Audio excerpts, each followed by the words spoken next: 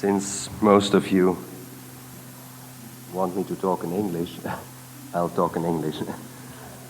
And I'll talk then about love and justice from Kant and Hegel to Ricoeur. By way of introduction, we can say, of course, that the Ricoeur's oeuvre is a slow and steady work on a practical philosophy, or an ethics in a very broad sense of the word, which could be compared to, for instance, the ethics of Kant. From his first writings about Christian philosophy in the 30s even, and about ethics and politics in the 40s and 50s, until his Gifford lectures, which have now been published in French, Moi-même comme un autre, this orientation is obvious. For our topic, the topic I announced, I will base myself mostly on this recent paper, a talk he gave to theologians, the title of which is Amour et Justice, which can be considered to be a new version of his thoughts expressed in an article of the 50s, I believe, Le Socius et le Prochain, where we find the same germ in which we also find in this later long talk, Amour et Justice. I will comment on this article from the perspective of the practical philosophy of Kant and Hegel, with an lateral eye on another great French philosopher, Emmanuel Levinas. Let's start with Kant. For Kant, we need to look into the critique of practical reason in order to find something about the relationship between justice and love. Now first, just very quickly, I remind you that the spirit of the entire Kantian oeuvre is marked, characterized by the judiciary framework. All the three main works are critiques in the original sense of the word. They are a work of distinction which must result in a judgment about the validity, the justification of judgments, of statements. Even in the critique of practical reason, and the same is true of the third critique, the truth is the truth of a statement or a series of statements, and the main statement, the statement which is basic and on which all other statements are based, is in all the three critiques a Gesetz, a law. The writer of the critiques is a judge, and he invites the reader to be with him in his judgment, in his investigation, in his delineation of a fundamental code of investigation, of science, of philosophy. He separates the good and the valid and the justified elements from the bad, the invalid and the unjustified and unjustifiable elements. And so we have here really a tribunal. You can find this very clearly expressed in the preface to the first critique, where Kant talks about this task of judging. Critique of practical reason is also built around the idea of a fundamental Gesetz, fundamental law. All ethics, all behavior, all Gesinnung, or disposition, depends on a highest criterion, the Gesetz, which is the Gesetz of pure practical reason, and the concept that dominates and rules the entire scene of the ethical is Gerechtigkeit, justice in the sense of that which must be done and sanctioned from the tribunal of a highest impartial judge. You can see this also in the dialectic of the critique of practical reason, where, as we know, Kant postulates God, he calls it God, as an absolute judge. The reasoning of the critique of practical reason, the dialectic of that part, is not that we want Glückseligkeit, happiness, and that we must therefore have it. No, not at all. That would be falling back in Glückseligkeitslehre. The reason why he can postulate God is that it would be unjust, that it would be against all justice, that it would be against the justice of what we deserve when or if goodness and happiness were in the end ultimately not one. If they did not coincide, then the world, the cosmos, would be somehow contradictory. Contradictory, not in the sense of a logical contradiction, because that's not obvious at all. It's a synthetic judgment a priori, but contradictory in the sense of, well, but then we cannot understand that the cosmos is real, then it would be absurd. Now, against this background, we can talk about love and justice according to Kant. You find the passage where Kant explicitly talks about it in the 3rd chapter of the 1st book of the Analytics, where Kant talks about the drives, the Triebfeder, the motivation of the pure practical reason. That is the chapter, the most interesting chapter, I think, of the critique of practical reason, because it contains all the difficulties of Kant, in fact. We all know that Kant started with a belief which was rather similar to Hutcheson's belief, namely that an ethics starts with moral feeling, das moralische Gefühl. But then later on he saw that that didn't work, because a Gefühl, according to Kant, is always part of sensibility, of nature, and cannot be the basis for a pure practical law. It should be a basis which is rational and not as weak as our moral feelings or aesthetic feelings are.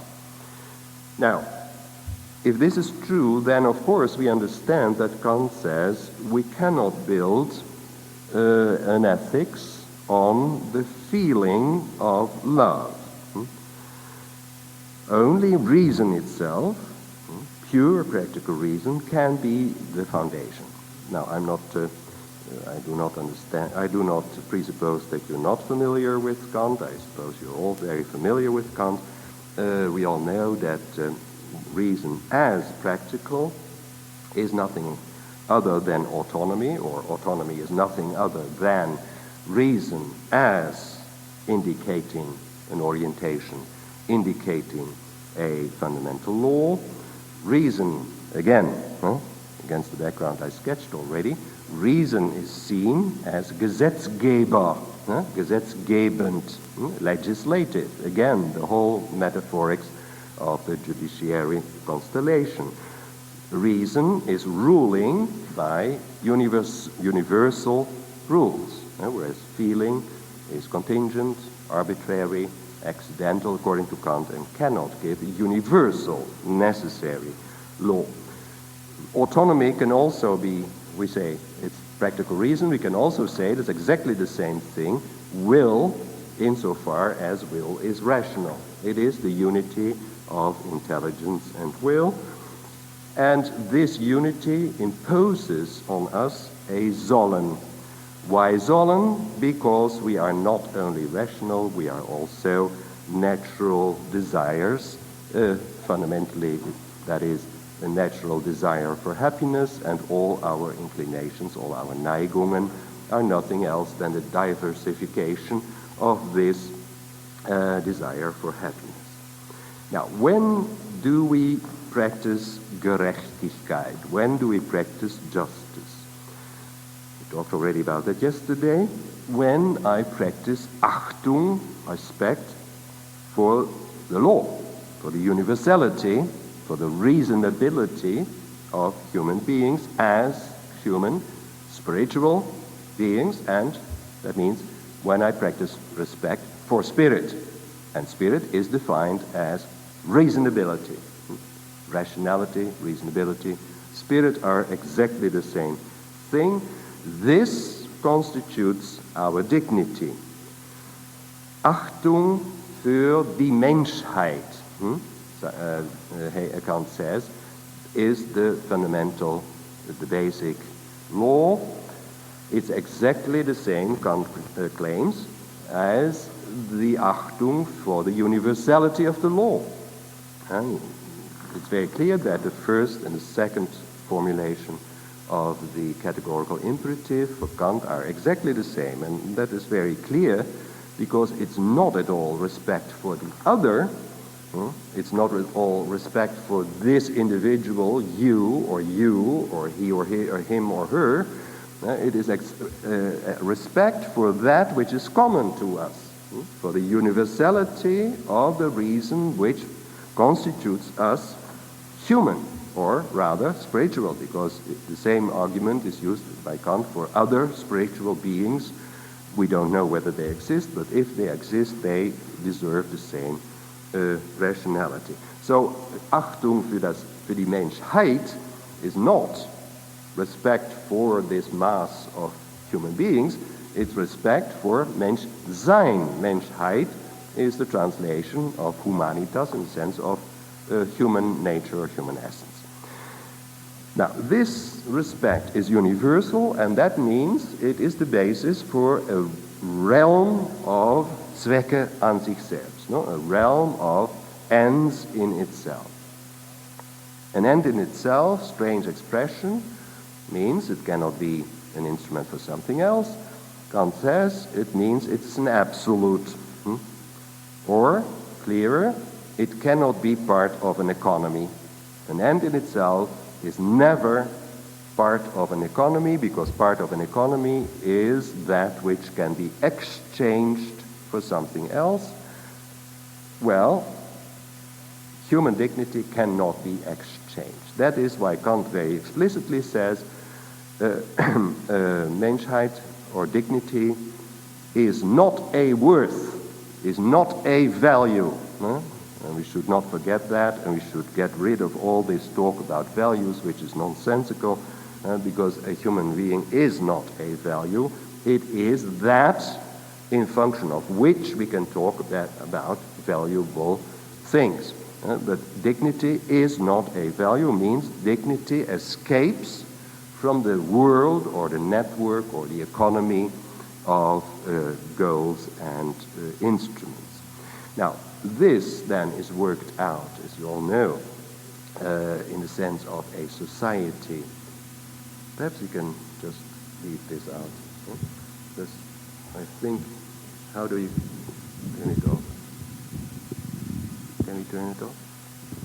Oh, it stops already. So the concretization of, no, it starts again. I should menace it, I should threaten it, then it stops. Maybe I should just. Can you understand?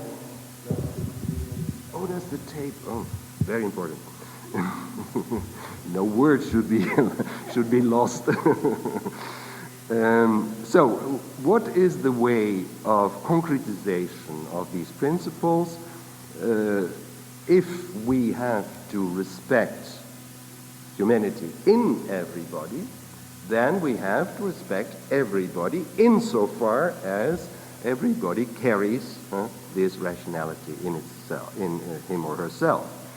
This means that we are, our task is the realization of this freedom, of this autonomy in ourselves and in the other, And that means, concretely, that everybody must try to realize one's own desire for happiness.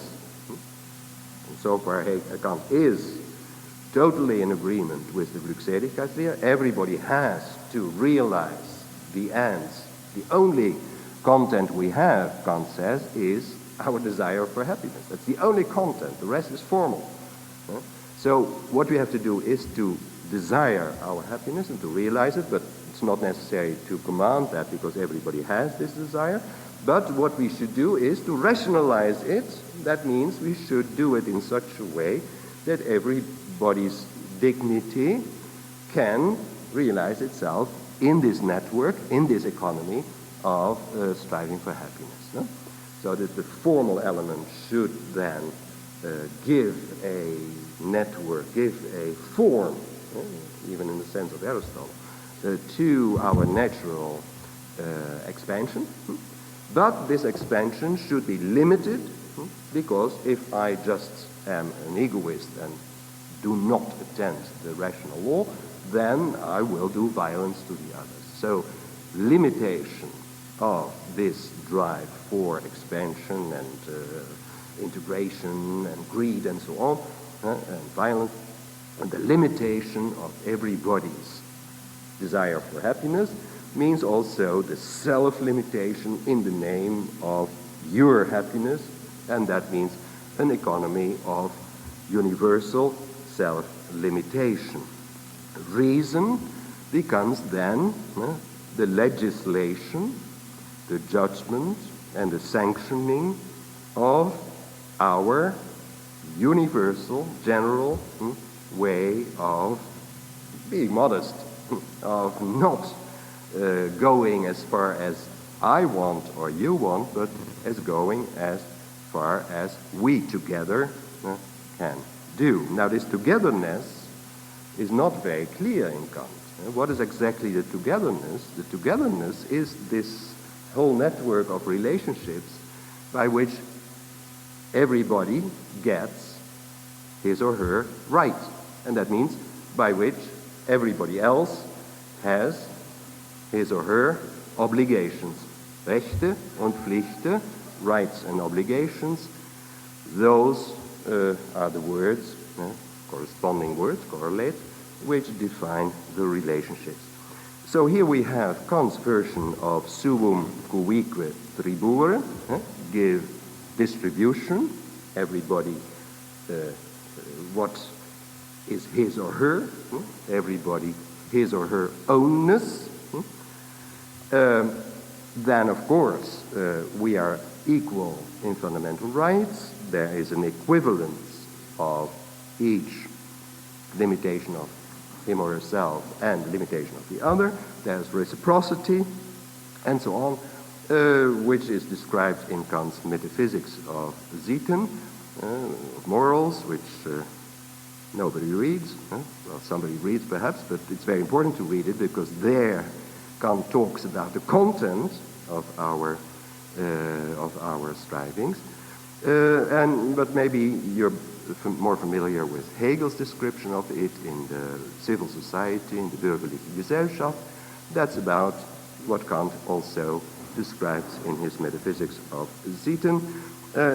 And this bürgerliche Gesellschaft is in fact the administration of justice, in the sense of a distribution in which everybody gets his or her own, and in which everybody gets his or her task for this network, and so contributes to the self-realization of everybody. Okay, that's very shortly. I hope I did not annoy you by repeating too much. I hope also that it was not unclear because it was too short.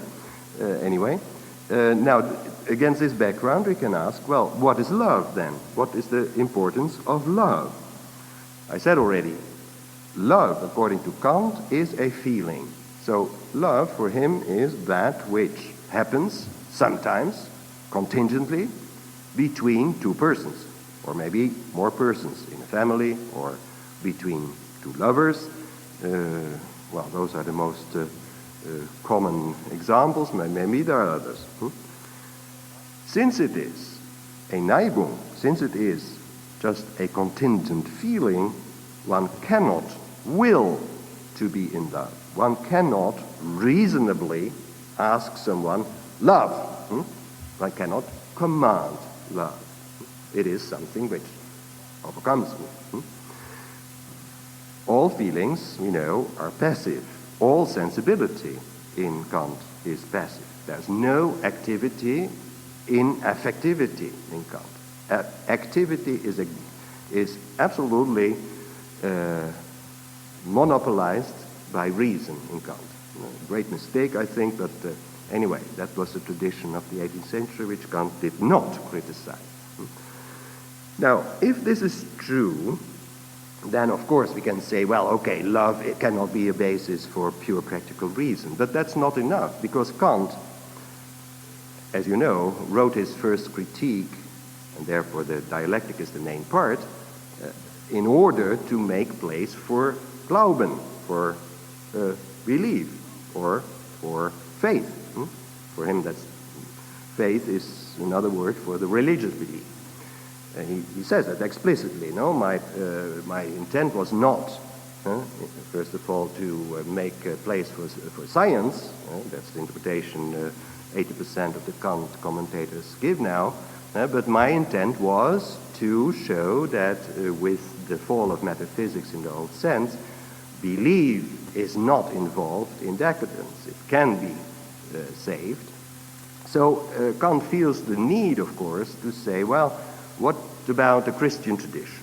What about a long Christian, not only Christian, but humanistic tradition of Europe, which, of course, in the Christian sources is formulated, but is also has become also the morality, for instance, of the 18th century. Non-Christians love God and love your neighbor.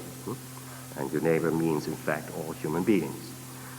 So he has to give an interpretation to this. I don't think it's just a question of cowardice that he says, I have to give an interpretation. It's not, I believe that Kant really was convinced that he gave an interpretation to his Lutheran faith and that he thought of himself as an enlightened Christian. So what does he do? He interprets this command as if it were nothing else, fundamentally, than another form of the categorical imperative.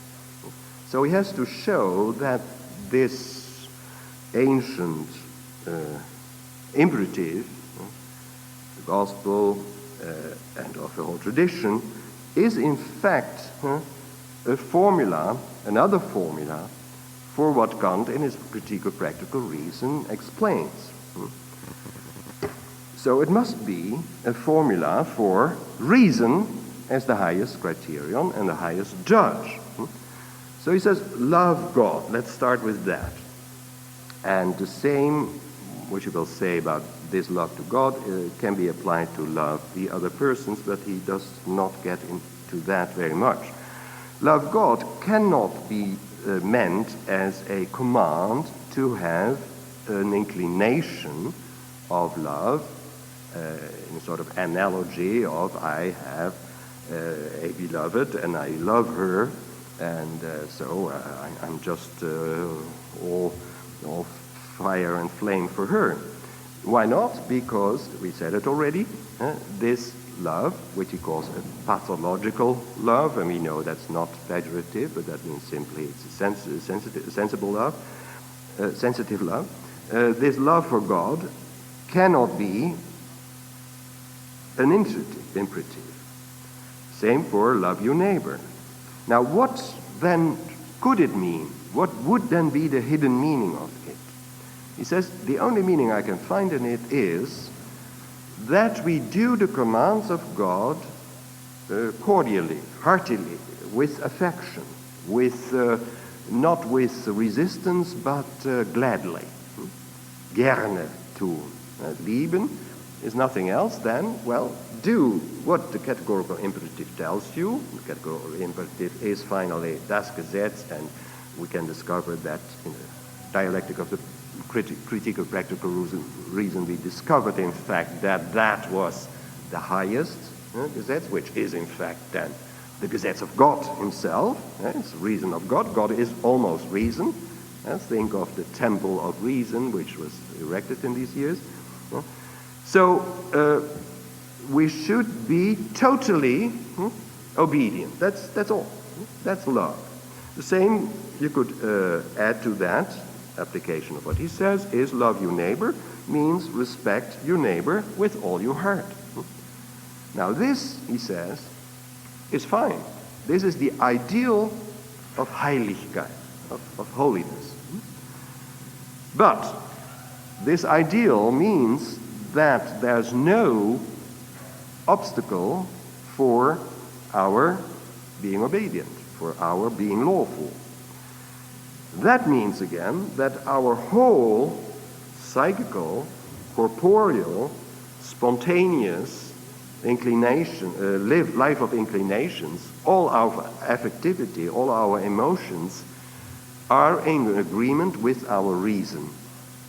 And that, Kant says, is impossible for a mortal being. That is not very obvious immediately, but he gives his explanation of that in the Religionsschrift, in the book on the religion within the limits of pure reason, where he says a mortal being has a Hang zum Bösen. Where he finds that, I think he finds it in a Lutheran interpretation of our being. Anyway, he says this is too beautiful. But, he says also, not in the practical reason, but in the Religionsschrift, there is a symbol of this, and that is Christ. That is the symbol of this holiness. God himself is holy. So, for us, it has the meaning of a utopian ideal. He doesn't use the word utopian, but it is an ideal which is more a task than a reality. It is that which is the sort of motto of a human life, and this motto should be the orientation of our oh, they listen to the now, so what we have found here in love is, according to Kant, the utopian paradigm for the realm of ends. If for the Reich der Zwecke. So this seems very beautiful. And this can be ordered. But the cost is very high. Because love is now reduced to justice, to reason as legislative, judging and sanctioning the law. And love belongs to the corporeal side of this being lawful. And this all is caused by Kant's conception of love as sentimental, as a contingent, sensitive, not spiritual emotion. Just a little remark, it's obvious when you read Kant and Fichte that they are not very tender for Judaism. In the tradition, a very long tradition, I don't say that this tradition is fair, but in the tradition of Christianity, Judaism was always interpreted as the people of the law. And Christianity was interpreted as the invention or discovery of not the law, but grace and love. What Kant does is, in fact, reducing grace and love to the law. But at the same time, he's rather anti-Semite in many expressions. And Fichte is the same. What is this? You can perhaps try a psychoanalysis of Kant, but it's interesting that, in fact, he I don't think that he can indicate another content for Christianity than that which is the long tradition of the Bible. I do not buy this interpretation of the tradition. I would think that Jewishness is another way of the same, but I don't want to go into that. Okay, so is that clear for Kant? The relation between justice and love means, in fact, a reduction of love to justice. And justice is this realm of distribution of that which is owned to everybody in the name of dignity, which has to be respected. Now Hegel. I have to be shorter for Hegel. Otherwise we don't get that recur. Very shortly, in Hegel we find a sort of parallel to Kant's conversion from moralisches Gefühl to reason. Young Hegel focused all the time on Liebe, love, which was the same as spirit, which was the same as life, which was a great synthetic force, whereas he played it against, he opposed it to Verstand und Vernunft, reason and intelligence, against philosophy which was analytic and fragmenting, atomistic and dead. Here we have the first 10 years of Hegel's manuscripts show you someone who was very much opposed to the 18th century rationality, also against Kant, and glorifies feeling, and says feeling, and he takes love in a very broad sense, with Hölderlin and some others. Love is sort of cosmic, feeling one with the mystery of the universe, which he then calls also Liebe or Geist. And then in 1802, just before he becomes a professor, this is tendentious what I say, he decides, that's also tendentious, but I believe it, he decides that not Liebe, not love, but Vernunft is that synthetic force which then can synthesize the atomism of Verstand. Then, I will not give the whole development, but I will now just ask the question, what then becomes the place of love in this system, which is a system of Vernunft, and in that sense is very Kantian, but much more synthetic. We find two places in Hegel's mature work for love, first place is in the philosophy of right, the family, and the second place we find in the philosophy of religion. And to understand this, we must compare again Hegel's conception of justice and his conception of love. But I will be very short about his conception of justice. First of all, because probably you know it better, and second, because I can explain it as a variation on Kant's conception of justice. Justice in the sense of respect for persons, and that is about what Kant says, is found as basic law, you could say, although Hegel does not like that word law so much as Kant, can be found as basic law for the first chapter, abstract right, the rights of private persons, of individual persons, mutually involved in their self-limitation, in their possession, property, and in their respect for the other.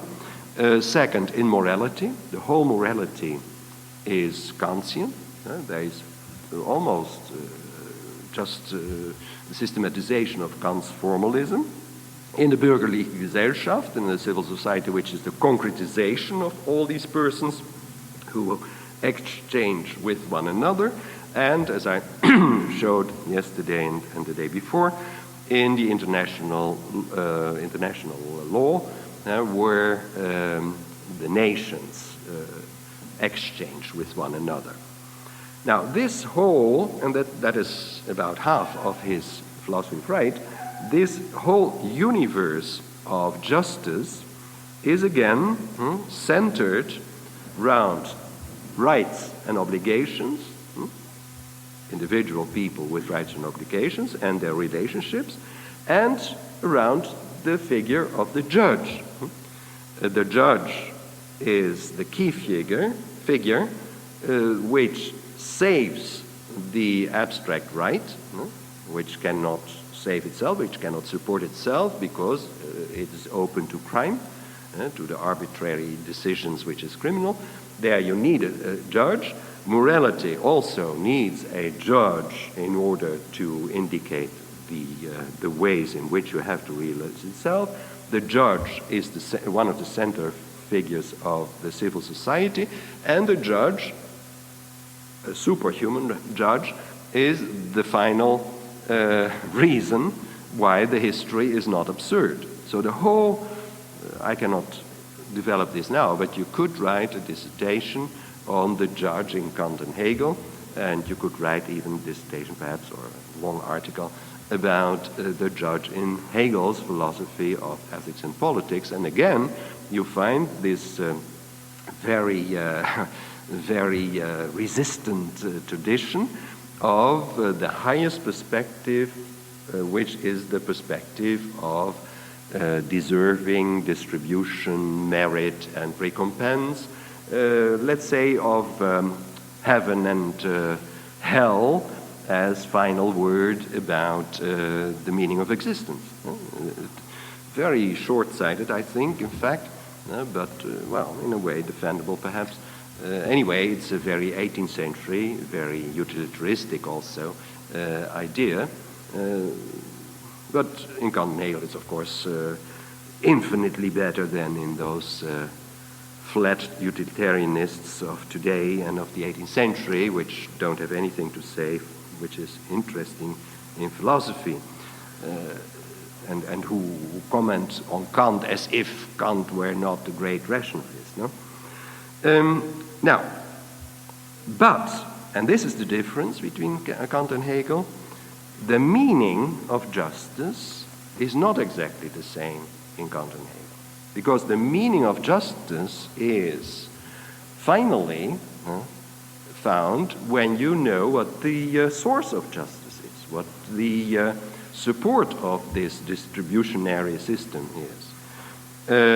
And that means that in Hegel we have a totally different conception about the possibility of justice. In Kant, justice in this sense, no? In the sense of mutual respect and mutual exchange and so on.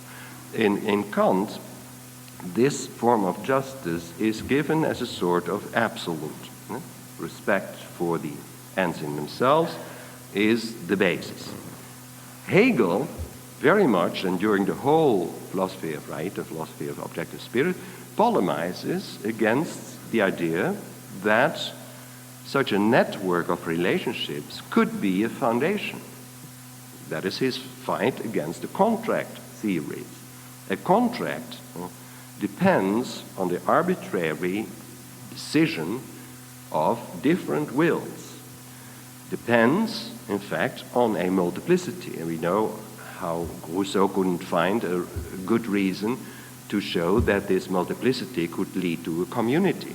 This volonté générale, the general will, is a construction which is strange in Rousseau, as strange as some modern philosophers of, or at least theoreticians of the society. I won't call names, but anyway.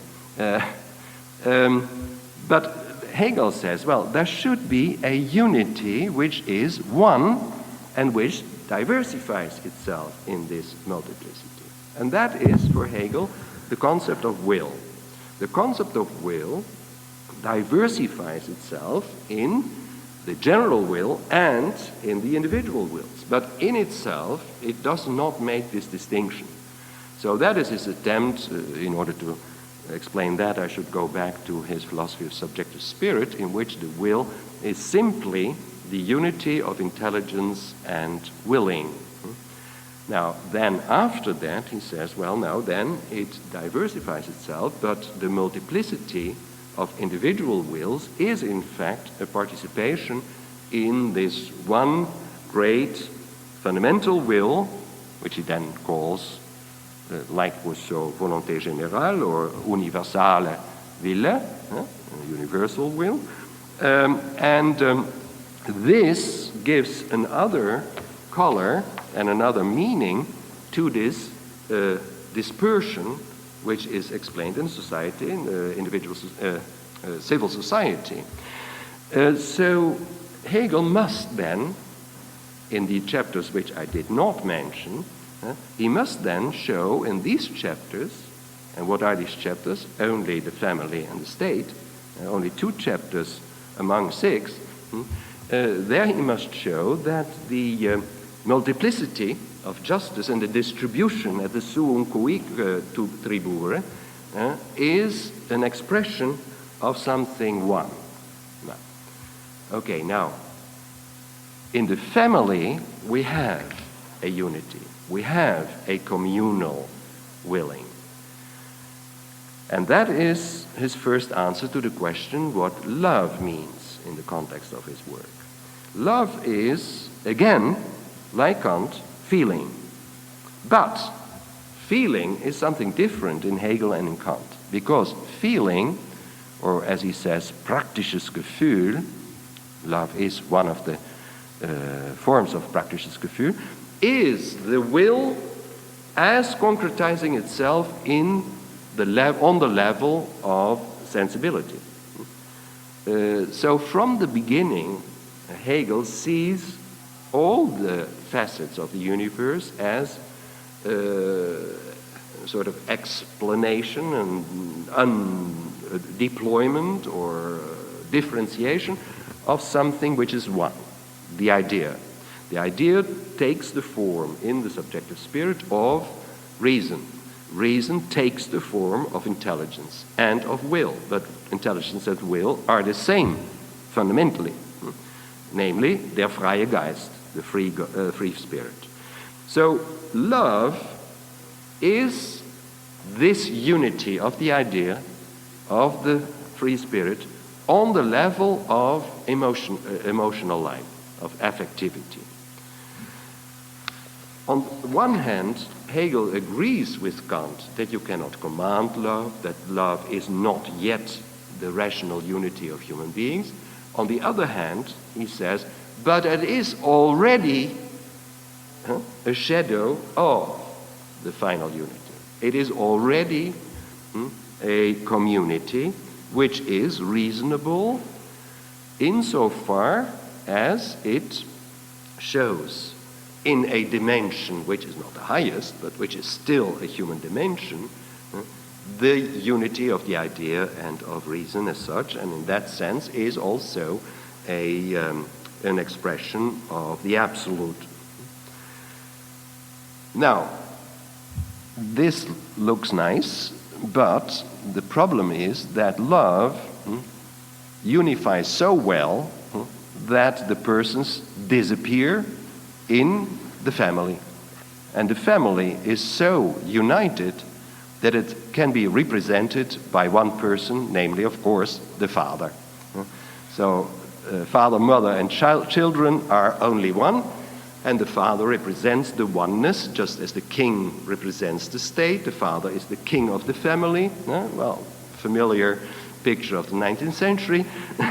And that means the family doesn't really bring anything new, because after the family we get, again, the persons in the civil society. In fact, you have to read the fathers in the civil society.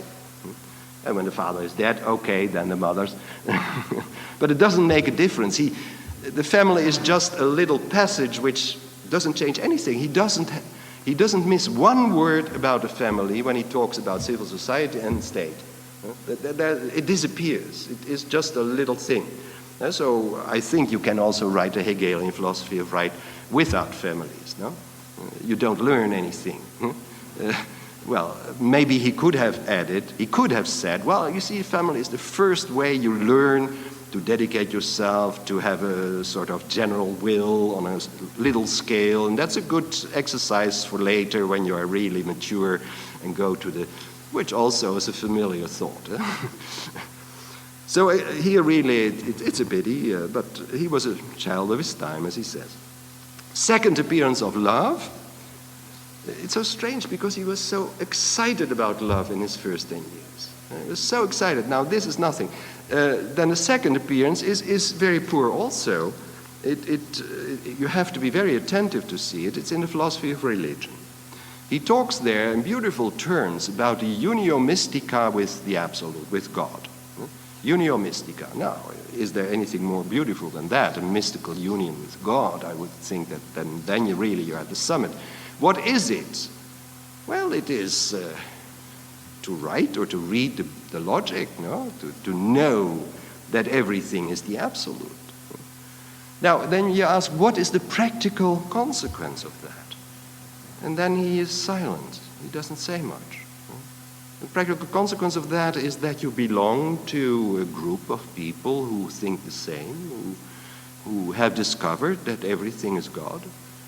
Well, that's beautiful, but I mean, what remains of this long, 2,000-year long tradition of change the world by making yourself vulnerable and being dedicated to others?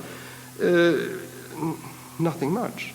Nothing much. It is, again, the republic of the contemplation, and he doesn't even talk much about it. The third and the last stage of religion is cultus. And cultus is celebrate the unity of everything in God, which is fine with me, but I mean, I would like some practical consequence, otherwise I don't believe in these beautiful ideas. Now, this means that, again, here love disappears.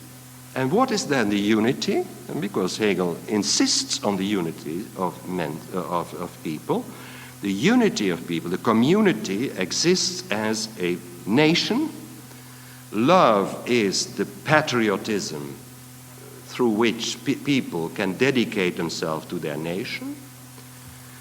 Second, love is a philanthropic feeling, which is nice, says Hegel, but there's no deduction of any institution, there's no deduction of any obligation. That's beautiful if you have a big heart in which everybody has a place. Oh, nice, beautiful.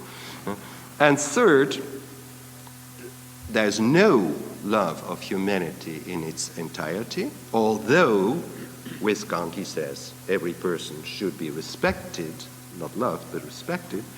But there is the thinking which gathers all people who have become totally mature in their thinking.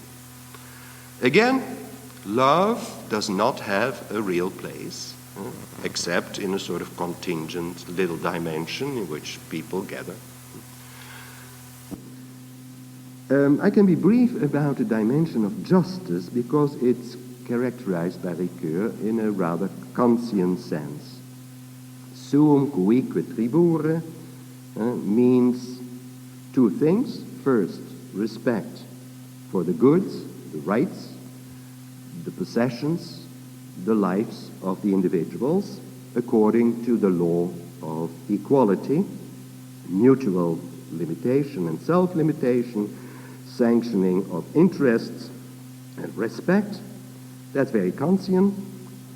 Ricoeur also hints at the Aristotelian concept of justice when he says it's not only distribution of rights and obligations, it's also distribution of functions, tasks, merits, recompenses on the basis of a common cause, the koinonia, the koinonia teleios, in which we all have part. Second, characteristics of justice, it is formal, it's impartial. It does not pronounce about specific goods, but it tries to realize the equal rights in the sense of equal possibilities, opportunities of realizing yourself. Third, the content of this formal structure of justice can only be determined in a utilitarian way. The only basis for the content of our action is our natural desire for happiness. That means our needs, very Kantian.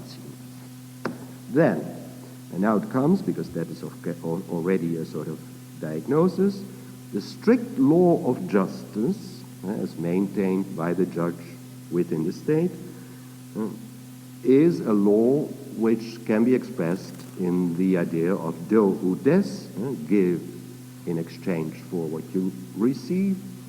This strict law of justice becomes cruel if it is the absolute, if it is nothing else. It cannot by itself justify any belonging together. The belonging cannot be justified by this distribution, but it is presupposed, of course.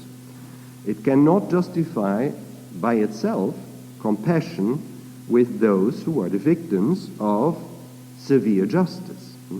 It cannot justify disinterested dedication to other. Of course not, because it's my right.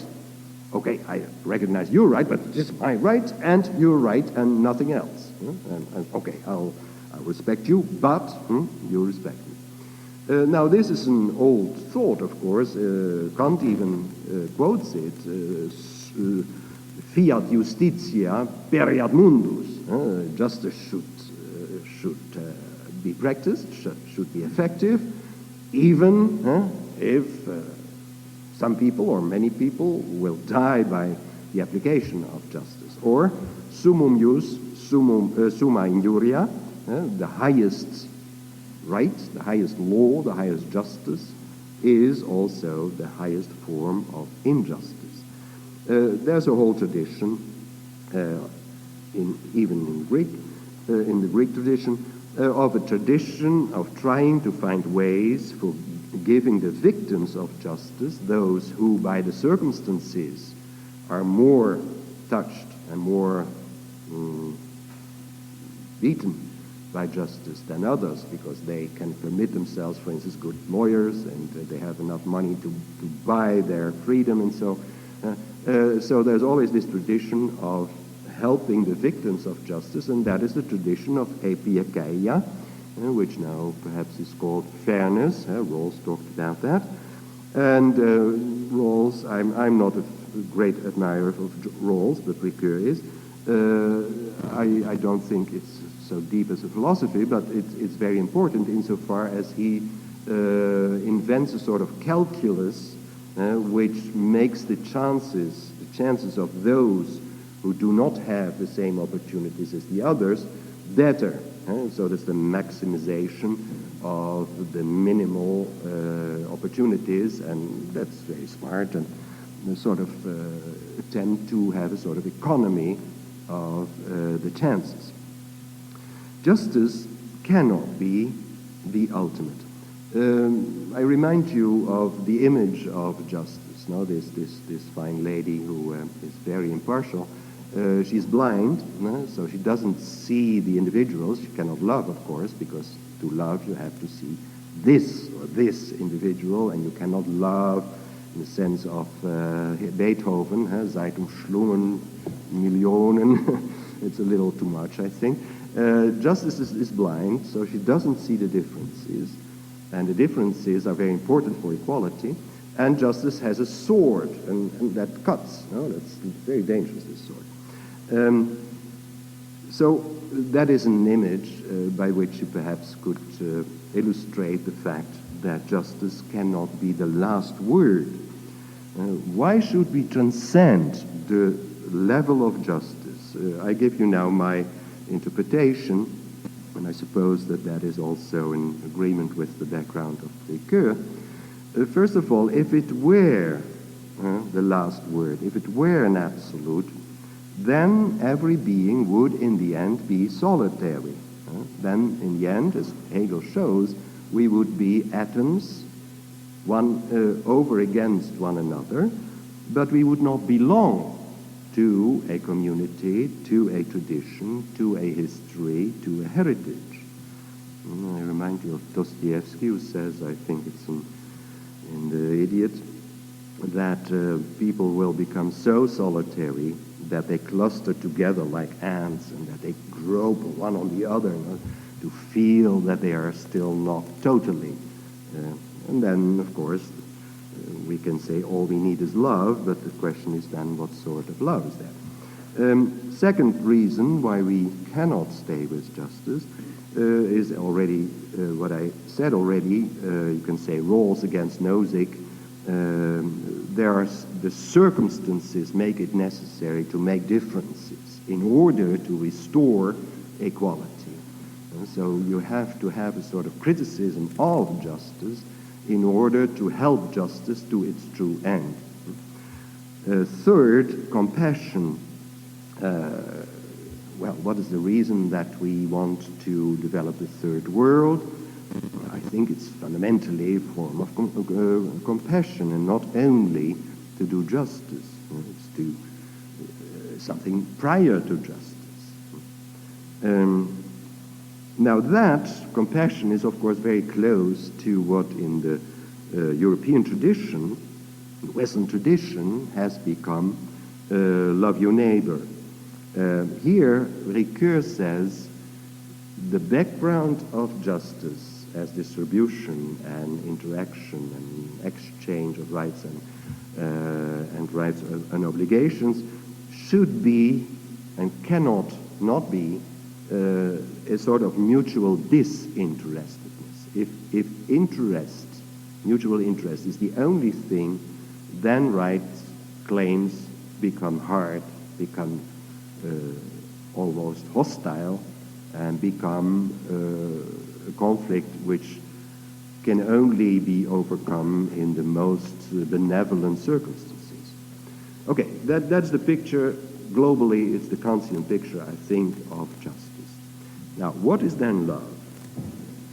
Now, as I said, the talk I'm talking about, and also this old talk, Le Socius et le Prochain, is a talk within a theological framework, and it starts from a biblical background. But we, as philosophers, must ask what of this biblical theological tradition is important for philosophers. And I think we cannot leave out the question of what is finally the foundation of a human, really human in the strong sense of the word, community. What is possible to say in philosophy about the meaning of being together in the world, or what is the possibility of talking about a humanity as a mondial totality. I will tell you what Ricoeur says about love in this theological context, but I think we can translate it into philosophy. So we all know that the source, or at least one of the most well-known source of this tradition, formulates this way: love God and love your neighbors as yourself. That means neighbors is all humans, at least in this tradition, has become all humans.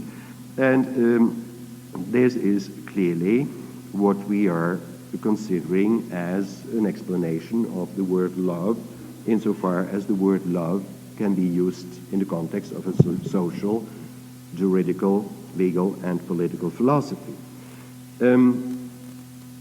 He starts by giving some texts from famous texts of St. Paul, from the Corinthians, and also the Song of Songs, and says then love is something which cannot be talked about unless in a poetic language. Love immediately invites to a sort of celebration, a sort of blessing, a sort of exultation, because love is extraordinary and something superior to the prose of the world.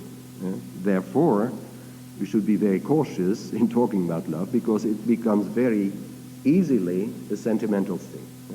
So here he makes a distinction which Kant did not make. Kant says love is feeling.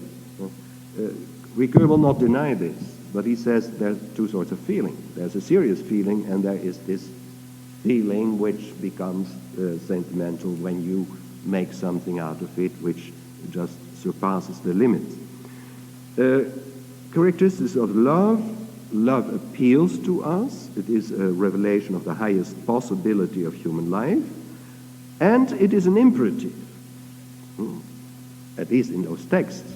Love your neighbor. Love God. How is it possible? So he does not react in Kant's way. He does not say, well, okay, that is impossible. That's too much. He says it's poetry. It's an appeal. And this appeal is an imperative. And then he asks, but in what sense can it be an imperative? Then he, very recurring, he quotes a text, and in that text he finds a tension. The text is very well known. It's from St. Luke, 6th chapter, a long sermon, which is in fact a series of fragments.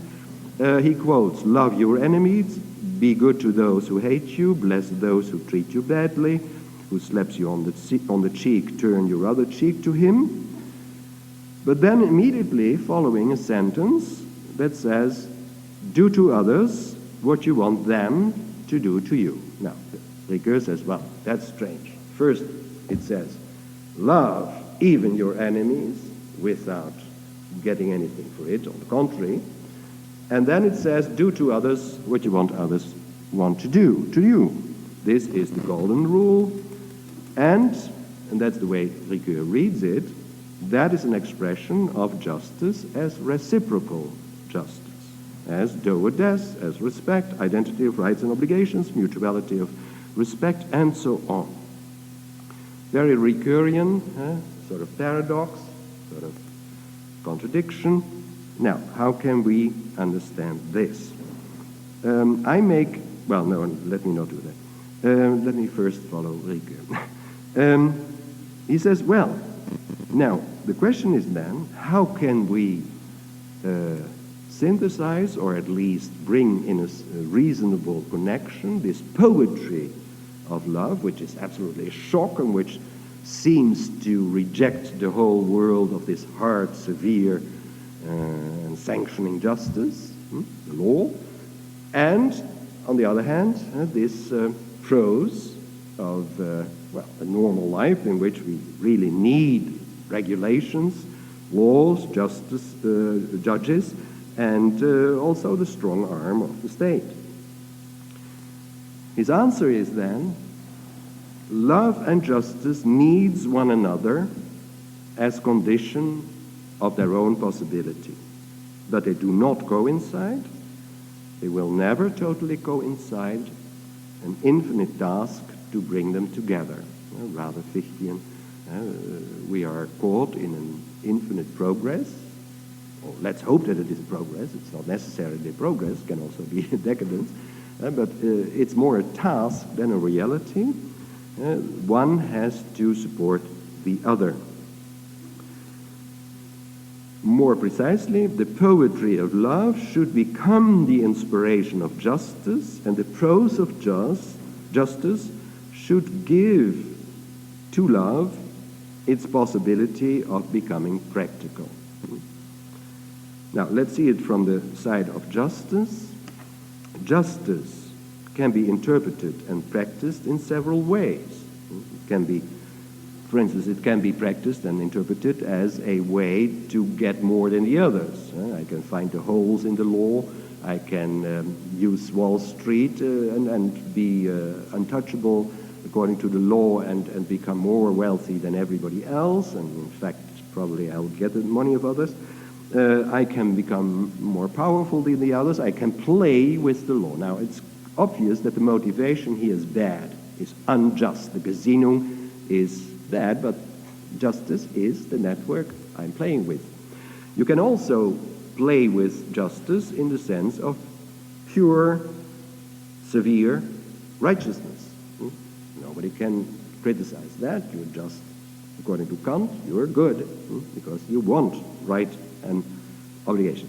You also, for instance, Rawls, certainly Ricoeur, you can practice justice and interpret it in the spirit of benevolence to others. You can use it, for instance, sort of socialism, you can use it in order to help the underprivileged, and to give them more share or a greater share than the others. If this is true, then this already shows that justice is not independent and absolute, because it demands an ulterior or a preceding motivation. Now, then the question is, but how can love, even love for enemies, be a command? How can it then be invoked in order to change the justice, or at least to change the spirit and the orientation of justice, so that justice, that the legal system, for instance, and the judges, change the system in order to make it more human? Then Ricoeur brings in something he brings in very often, he has brought in very often, the economy of the gift, l'économie du don, and that is, of course, the well, I suppose that is the last word on what is the meaning of existence.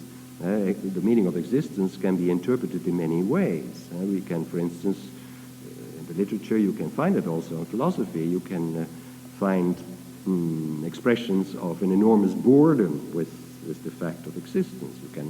We have this, for you already old literature of the 40s and 50s in which everything was absurd, sort of la nausée, disgust, the annoyment with existence.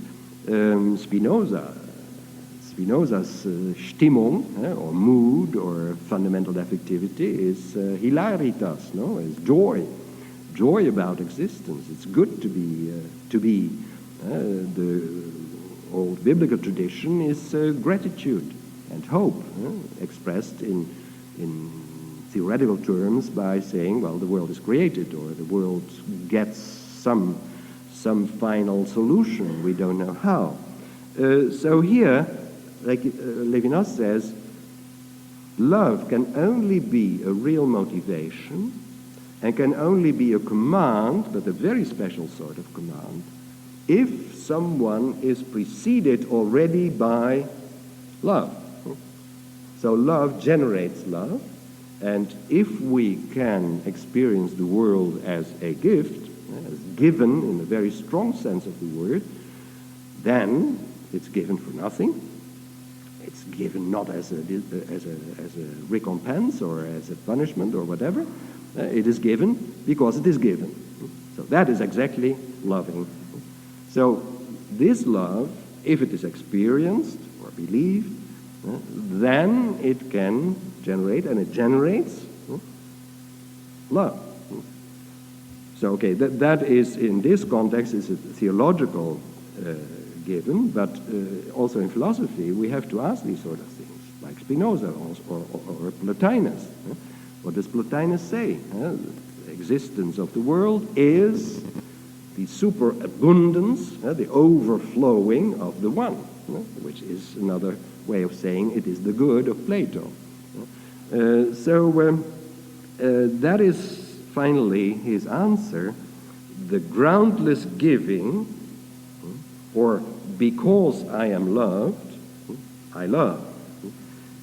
Another logic than the logic of retribution, a very different logic from distribution on the basis of rights, and very different from the equivalence in rights and obligations.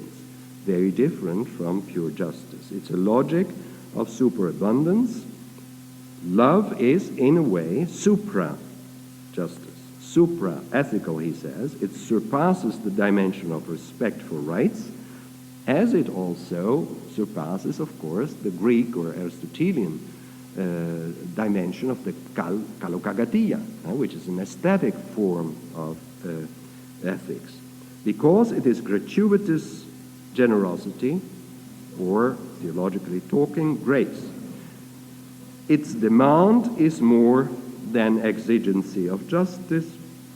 It is an abundance that generates abundance. And I remind you of Nietzsche's Zarathustra, because that's exactly what Zarathustra says about love. He says love is not sentimental unity, it's not confusion. It is this generosity which does not calculate. But calculus is also necessary, because Otherwise, love would be only a poetic Stimmung, a poetic mood, a poetic utopian, and not effective way of doing. So in that sense, love needs justice, but justice needs love in order not to degenerate in this heart justice. So that is the position of Ricoeur. Love is the inspiration. It cannot immediately concretize itself, because that would mean that the society would say, do more for the others. Well, that's what the priests during 20th century have said in the church, but didn't have much effect. But because if it were really taken seriously, there would be no society. There would be no justice. There would be only, I think, a chaos and lots of crime, because, of course, those who do not follow this command would profit from the others, and the others would be killed. So the good people would be killed. Now, that's a little too much. So what Ricoeur says, they are both in a balance. That would be the ideal. And this is a progress, hopefully, utopian, but hopefully they come closer to one another. There are many parallels. One is that in Aristotle we find this idea in the Ethics, but that's rather recent that people point at that, and it's really there. In Aristotle, after the chapter on justice, we have the two chapters on philia, on friendship. And very clearly, Aristotle says that friendship is necessary for a koinonia. And so the state or the polis is not possible on the basis of justice alone. Philia is necessary in order to create that solidarity. Another parallel is Levinas, differently, but finally the same inspiration. Intersubjectivity is asymmetric, means not respect for you is respect for me. I respect our humanity, not at all. I respect you, individual, irreplaceable person. That means you are absolute. I am for you. I am not for myself, this absolute. So here we have love. I think it's another word for love. Because here we have, again, the one who discovers responsibility as the one who eventually becomes the sacrifice, a victim. Now, I can never say to another, I can never say to a mass of people, be a victim. That would be killing people. So I can say it for myself, and the inspiration of love is that you dedicate yourself. But for the others, I must ask justice. That is, again, here in Levinas also, that's not quite clear how they relate. It's certainly not a Hegelian concept, neither in Ricoeur, but it is the opposition or the paradox of the prophet and the king, ethics and politics. And in both cases, in Ricoeur and Levinas, it is this attempt to show two things of which we do not know exactly how they relate together, how they have one root, but of which we can say that they both are commands in a different way, and that they both point in a certain direction. I have a little criticism of the exegesis with which Ricoeur started, because the sentence "do to others what you want the others to do to you" does not say do to others what they do to you. What we want from others is, what is it? That they are concerned, that they take care of us, that they love us. That I should do to the others, but I cannot claim that from the others. So this is what Levinas says. I should do to others what I want them to do to me, but I should not do what the others do to me. That would be terrible. Okay, that does not infirm the whole consideration. It's only a point that I think that the text of St. Luke is a little more homogeneous than Ricoeur says. But of course, in the Bible also you have a plea for justice. For instance, give to Caesar what you are due to Caesar, and there are many other texts. So I would choose other texts, but the fact is, of course, that both trends, both orientations are there. Okay, sorry that I talked such a long time, because we don't have time left almost. Bene, io credo che non abbiamo tempo per eventuali domande. Forse vediamo. Well, quickly. Quick question. Until.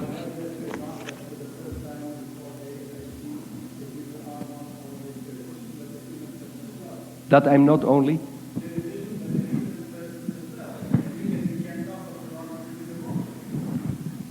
Oh, well.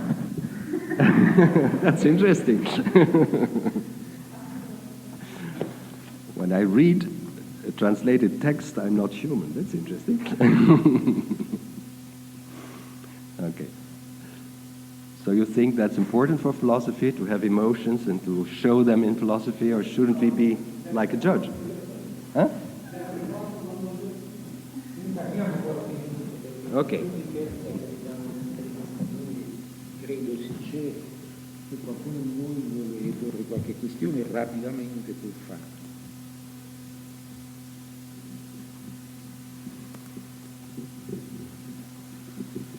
O forse preferite anche interrompere, perché alcuni di voi poi devono seguire anche la lezione del professor Ricardo, quindi avranno qualche... Diventa troppo stancante. Va bene, allora concludiamo qui. Ringrazio a nome dell'Istituto e a nome di tutti voi il professor Peperzak, augurandomi con l'augurio di rivederlo presto Spero. a fare qualche altro seminario. Grazie professore. Grazie a tutti.